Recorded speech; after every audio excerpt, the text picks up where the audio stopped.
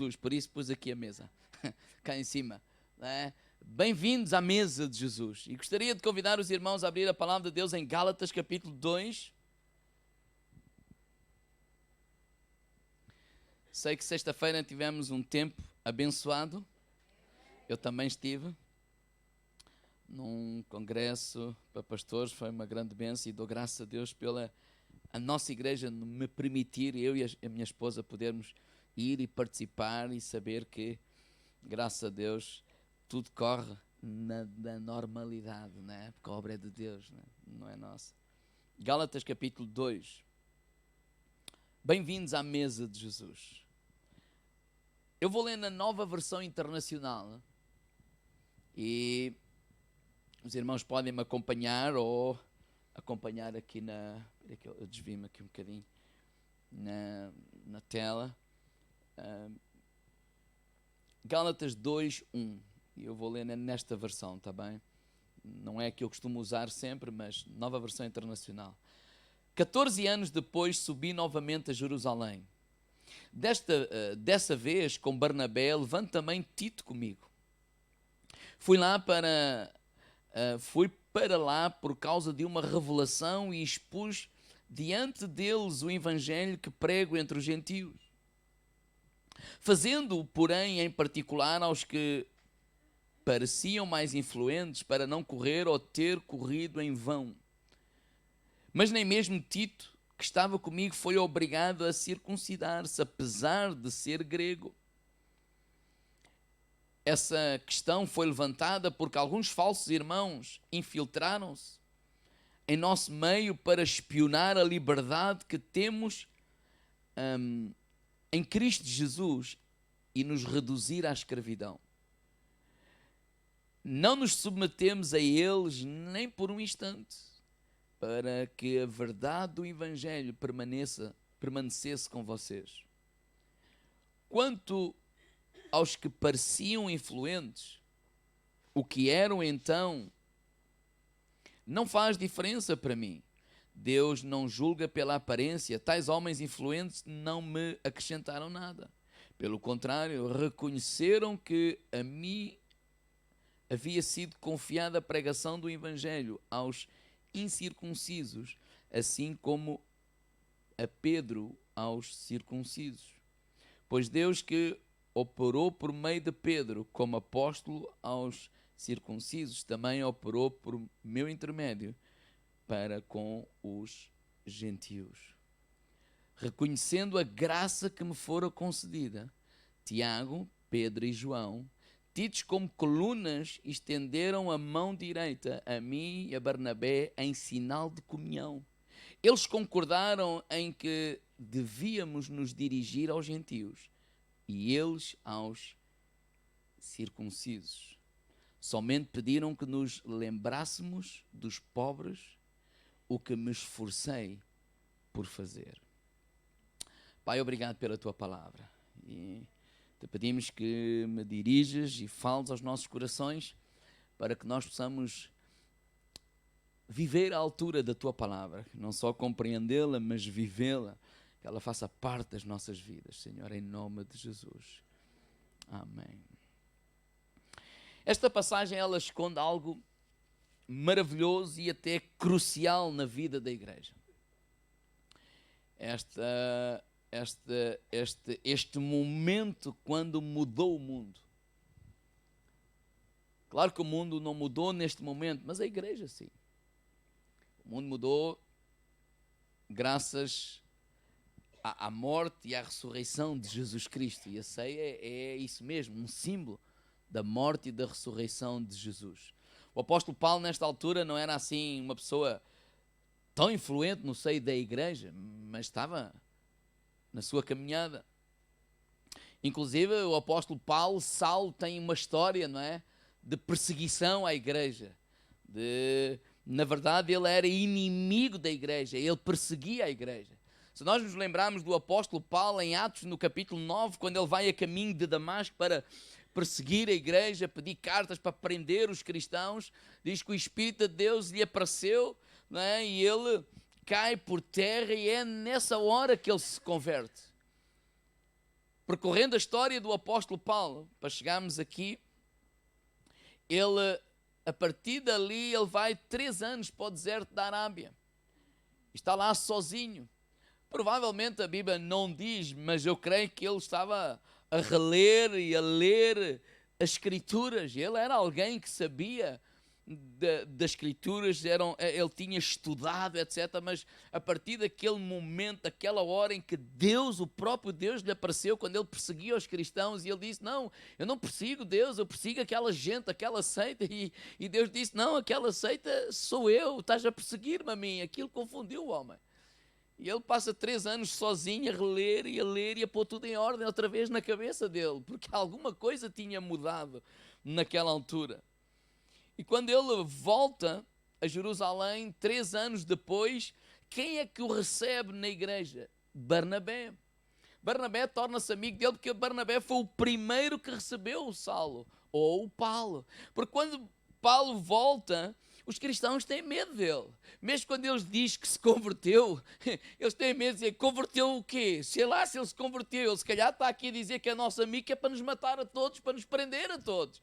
Então foi Barnabé que ouviu o testemunho dele, que acreditou no testemunho dele e o apresentou à igreja, e foi Barnabé que foi apresentá-lo aos apóstolos, aos 12 apóstolos, né? Aqueles que estavam à frente da igreja, nomeadamente os mais influentes, que foram aqueles 3, e hoje aqui falou neles, né? O Pedro, o Tiago e o João. Eles estavam à frente da igreja de Cristo, e foi Barnabé que o levou até lá.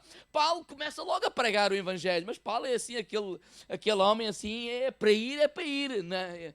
Aquilo já está a andar antes de pensar. Então ele começa a pregar o evangelho, e ele causa ali um grande tumulto, uma grande confusão e perseguição para um lado e para o outro.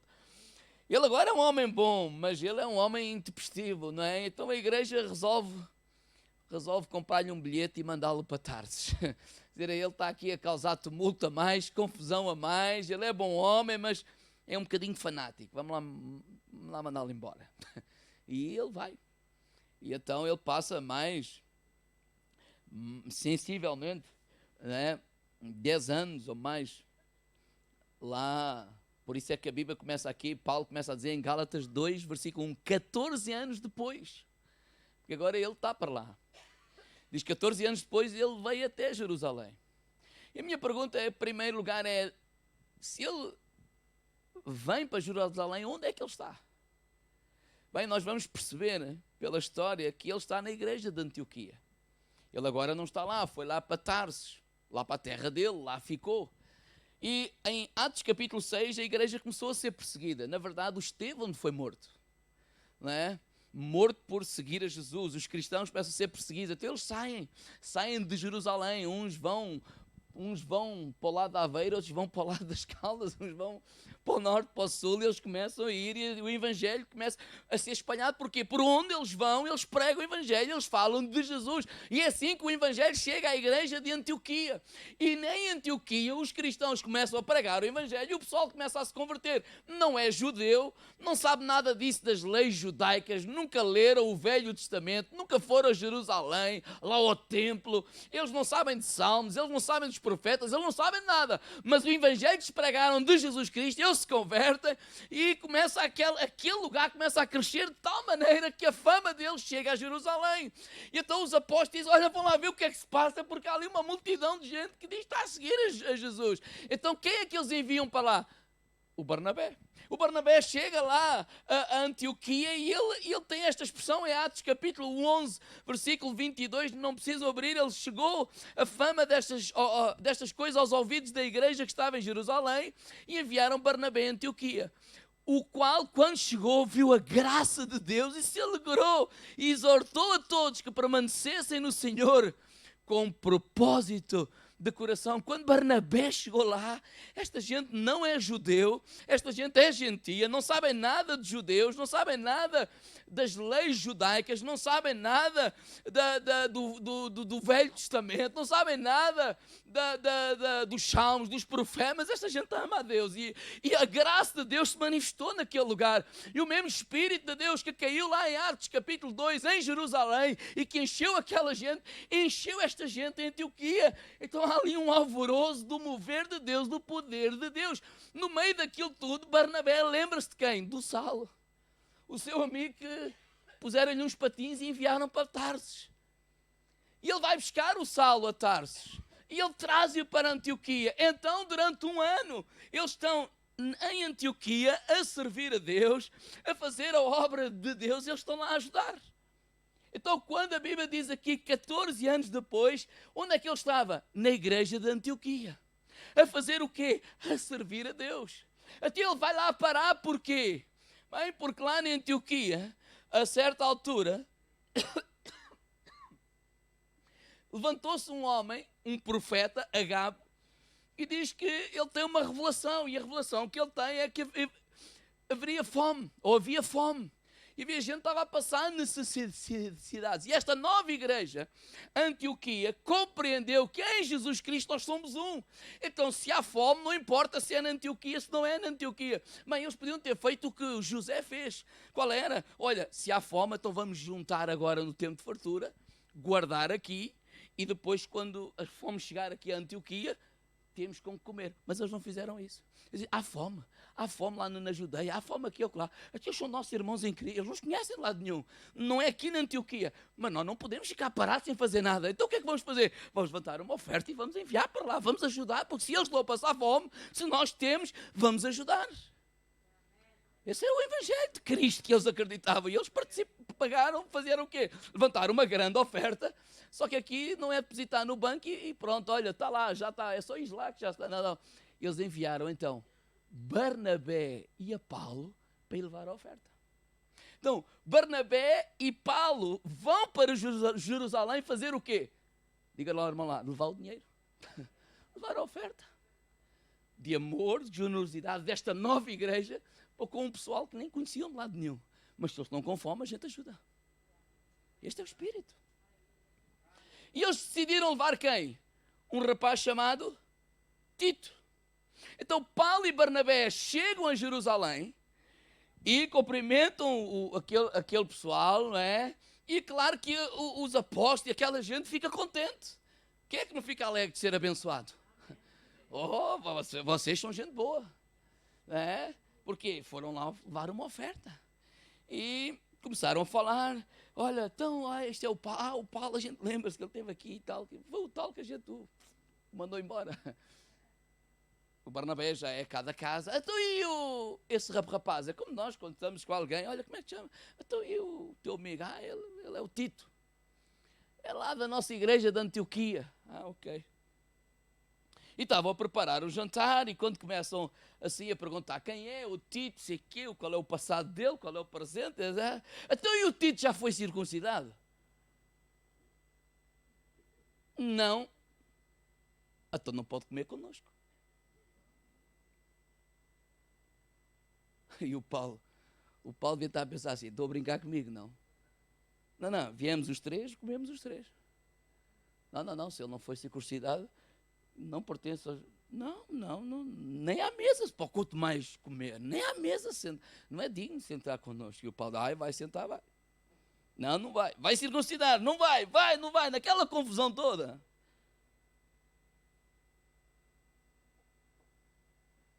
Por que eles diziam que não? Porque aquela gente ainda estava com aquela mentalidade que Jesus pertence aos judeus. Nós é que somos o povo escolhido. Nós é que somos o povo que Deus vai libertar. Nós é que somos o povo. E o Barnabé e o Paulo diziam, para nada disso, meu amigo. Você não sabe o que é que está lá a acontecer em Antioquia, mas eu vou dizer, é que o mesmo Espírito que foi derramado aqui em Jerusalém, o mesmo Espírito, Deus derramou sobre aquela gente. Foram gente cheia de Deus, onde a graça de Deus, o poder de Deus, a glória de Deus se manifestou na vida daquelas pessoas. Então estes irmãos de Antioquia perceberam isso, mas de Jerusalém não. Perceberam o quê? Que se a graça de Deus caiu sobre nós e se nós pertencemos à família de Deus e se parte da família de Deus ela está a ter necessidades, nós aqui, não importa se é nós aqui em Antioquia ou não, nós vamos ajudá-los. Então no meio de toda aquela confusão toda, Pedro, Tiago e João se levantam, que é os mais influentes, ou os líderes. Eles tendem, eu li a Nova Tradução Internacional, diz logo que é a mão direita, mas noutras traduções dão outra expressão, que é quando estendemos a mão direita, é sinal de bem-vindo à comunhão. Eles estenderam-se e não, ok, nós entendemos que ele não precisa se circuncidar-se. Nós entendemos o que é que Deus fez na igreja de Antioquia, da nova igreja de Antioquia, e nós entendemos que Jesus é a única chave que é necessária. Então estendemos a mão. Seja bem-vindo à comunhão. E aqui é pela primeira vez o Evangelho atravessa a fronteira étnica. Aqui sai dos judeus, mas agora esta comunidade não é apenas, o Evangelho de Jesus não é apenas para os judeus, é como a palavra de Deus diz, homens de toda a raça, toda a língua, toda a tribo, toda a nação, um só corpo, uma só família. É isso que é a igreja de Cristo. E às vezes a igreja não entende isso. Que quando nós nos chegamos à mesa de Jesus, esta mesa, quando nós nos aproximamos desta mesa, da mesa de Jesus, que simboliza aquilo que Cristo fez por nós na cruz do Calvário, então acabaram-se as diferenças. Nesta mesa acabaram-se os julgamentos. Nesta mesa acabaram-se as separações. Nesta mesa acabaram-se as inimizades. Nesta mesa acabaram-se as hostilidades, porque Jesus nos fez um em Cristo Jesus. Jesus nos fez um. Cristo nos uniu. Então não há nada que nos possa separar. Neste lugar onde eu estive, deram-nos uma senha para nós podermos ir almoçar lá a um restaurante. Então eu tinha que andar senha sexta-feira à noite, sábado, senha domingo não, sábado de manhã e sábado não, quinta à noite, sexta e do sábado. E então, quando eu chegava lá, eu tinha que pegar numa senha e dar. E se não fosse aquela, já não entrava. Então, qual é a senha? Quando alguém se aproxima desta mesa, qual é a senha para nós termos acesso a esta mesa? Será que é a senha que diz judeu? Não, essa senha não serve. Será que é a senha que diz grego? Não, essa senha também não serve. Será que é a senha que diz homem? Não. Será que é a senha que diz mulher? Não. Será que é a senha que diz hetero? Não. Será que é a senha que diz gay? Não. Será que é a senha que diz português? Não. Será que é a senha que diz brasileiro? Não. Será que é a senha que diz chinês? Também não. Será que é a senha que diz CCVA? Não. Será que é a senha que diz Assembleia de Deus? Não. Batista também não. Não, a única senha que nos dá acesso à mesa é a senha que diz Jesus Cristo. Jesus Cristo. Jesus Cristo. Não importa se o Tito é circuncidado ou não. Quer lá bem saber se ele é circuncidado ou não. Ele recebeu Jesus Cristo. Jesus Cristo pagou na cruz do Calvário pelos nossos pecados. E quando Jesus entra na nossa vida, nós temos acesso à mesa da comunhão. A mesa da comunhão é fé em Jesus Cristo. Por isso é que Jesus diz, o apóstolo Paulo diz que o Israel de Deus é em Cristo Jesus. Fé em Jesus. Tem a ver com ser circuncidado ou não. Não tem a ver com ser judeu ou não. Nesta mesa acabam os julgamentos. Acabam as críticas. Acabam as hostilidades. Acabam as separações. Acaba tudo isso.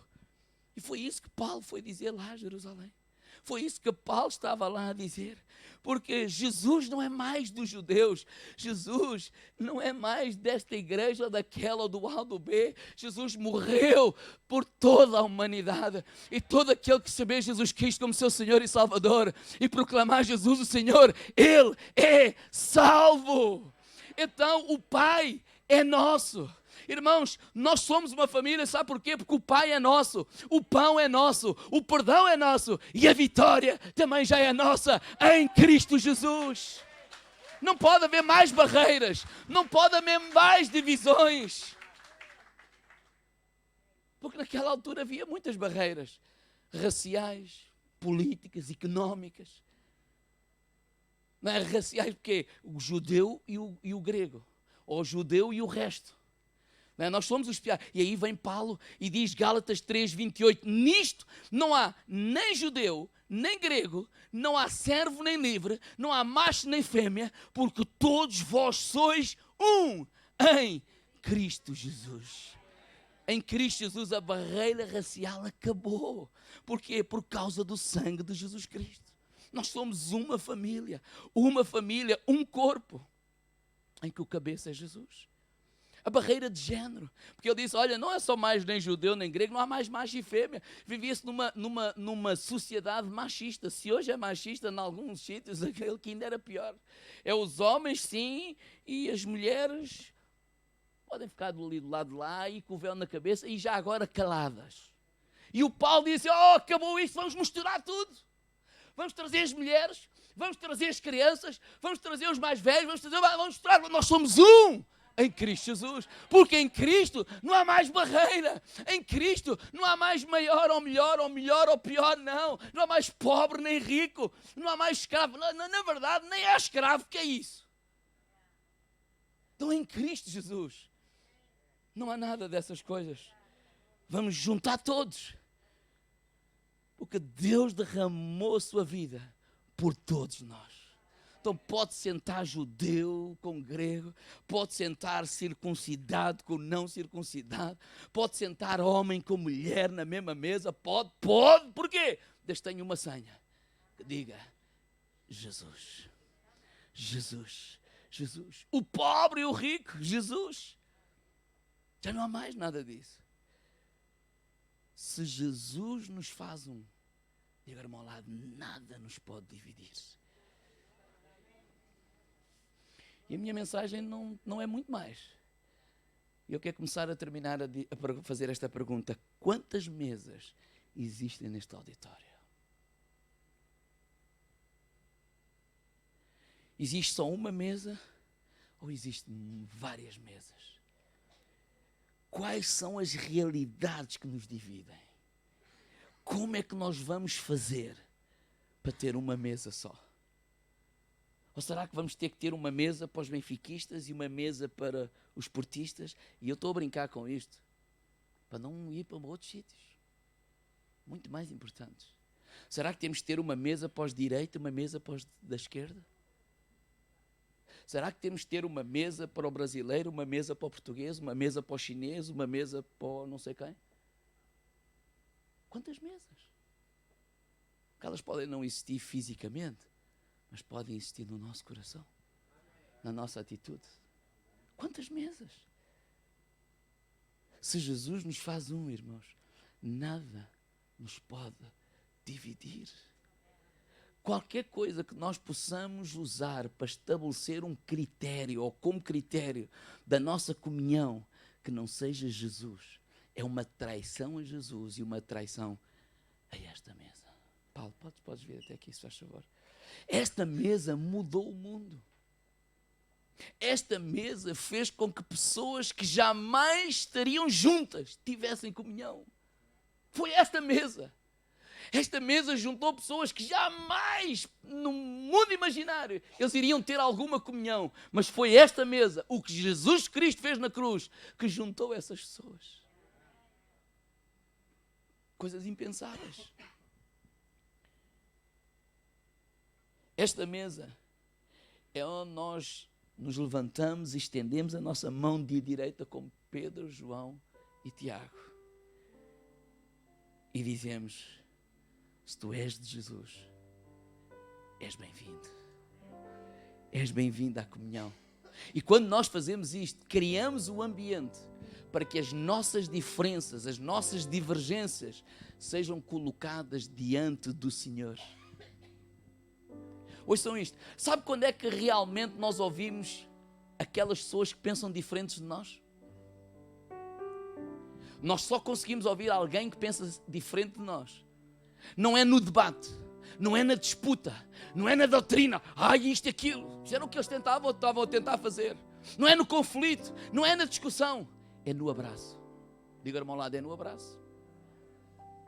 Porque quando abraçamos, quando acolhemos com amor, quando estendemos a mão direita e diz, meu irmão, és bem-vindo à comunhão, ou dentro desse abraço, nós realmente começamos a ouvir o outro. Nós realmente começamos a sentir a dor do outro. Nós realmente só assim conseguimos calçar os sapatos do outro. Só assim conseguimos ficar solidários. Porque vamos ser honestos, realmente nós somos diferentes.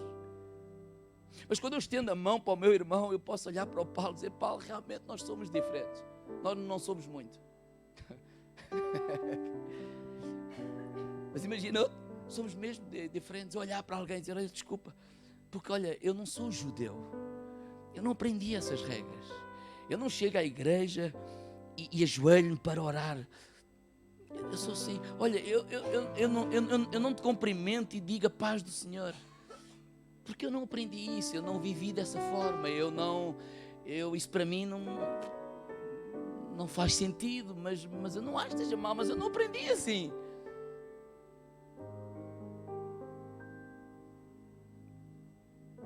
Olha, eu até como carne de porco. E o outro diz: mas desculpa, mas eu aprendi assim. E sinto-me bem fazer isso. Eu sinto-me bem em chegar à igreja, ajoelhar-me e orar. Eu sinto-me bem em dizer paz do Senhor. Eu sinto-me bem em não comer a carne do porco. Eu sinto-me bem em não pôr uma tatuagem. Eu sinto-me bem em não pôr um brinco. Eu sinto-me ótimo. E quando nós entendemos isso, nós somos capazes de nos abraçar, e com esse abraço nós somos capazes de nos entender, nós somos capazes de nos respeitar, nós somos capazes de dizer: olha assim, olha, eu não sou como tu não és como eu, olha, eu não faço isso, tu não fazes isso, mas olha, eu entendo, tu entendes-me, eu te aceito, tu me aceitas, eu abraço, tu me abraças, porque em Jesus Cristo nós somos um, e nada nos pode dividir. Então vem, ser bem-vindo à mesa de Jesus. Ser bem-vindo. O que é que andamos nós a fazer? Quantas mesas andamos a construir?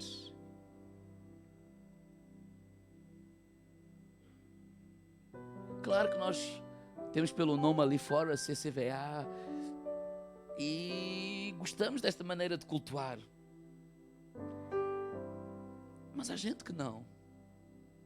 E depois, vamos amá-los, respeitar, orar por eles que se juntam noutro lugar, com outra maneira, e dizer assim: pá, que Deus os abençoe, que Deus os ajude, que Deus os fortaleça, que tenham ousadia, que tenham fé, que Deus dê muito dinheiro para vocês poderem construir, poderem conquistar, poderem ir mais além.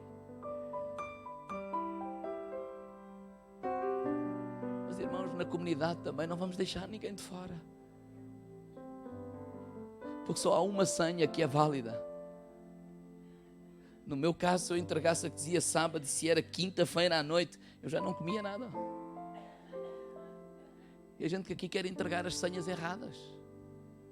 Judeu, grego, gentio, homem, mulher, gay, hetero, brasileiro, português, chinês, japonês, uma série, homem, mulher, isso é senhas erradas. A única senha que é válida para nos chegarmos à mesa, diz Jesus Cristo.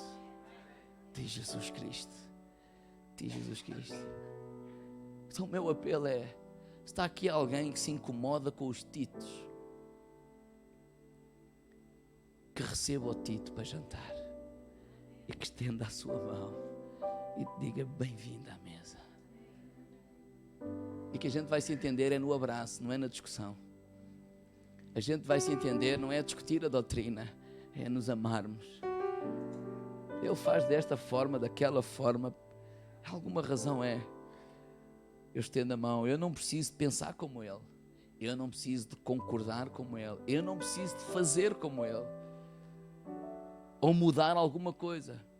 Mas o meu apelo é que não olhes para os titos com um olhar de julgamento, que não olhes para os titos com um olhar de distância, com um olhar de desprezo, com um olhar de alguém que não é bom. Mas possamos olhar com o olhar de Jesus. Para nós chegarmos à mesa, foi o sangue de Jesus que nos deu acesso a esta mesa. Não há mais nada. Não há mais nada que nos deu acesso a esta mesa. Não foi o sangue de Jesus Cristo.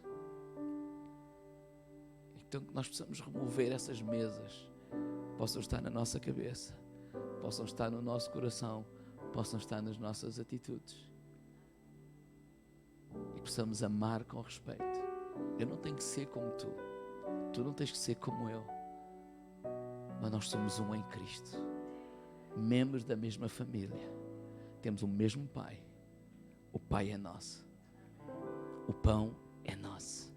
Quer dizer que nós partilhamos também, mesmo que eu não conheça, tal e qual como a Antioquia fez. Sabe porquê? Porque o evangelho que eles tinham não eram as tradições dos judeus, era aquele evangelho simples de Jesus Cristo, da graça de Deus, do favor de Deus. Então estenda a tua mão nesta manhã e diz: bem-vindo à mesa de Jesus, bem-vindo à mesa de Jesus. Quando as pessoas chegam na nossa igreja, nós precisamos estender a nossa mão e dizer: bem-vindo à mesa de Jesus. Que eles possam ter um encontro com Jesus. Não é possa ter um encontro com as nossas regras, não é possa ter um encontro com a nossa visão, que ele possa ter um encontro com Jesus Cristo, porque só Jesus o vai transformar. Sabe que lição é que a igreja de Antioquia deu à igreja de Jerusalém? Jerusalém era uma igreja muito mais madura, sabia a Bíblia, sabia os preceitos, sabia tudo. Sabiam muito, mas amavam pouco. E é isso que acontece hoje. Há muita gente que sabe muito, mas ama pouco. Sabe muito, critica muito, opina muito, mas faz pouco. Porque o evangelho de Jesus é aquele evangelho que abraça, é aquele evangelho que recebe. Não é aquele evangelho da luta, não é aquele evangelho da guerra, não é aquele evangelho eu sou o maior. Esse é o ADN de Jesus. Vamos ficar de pé?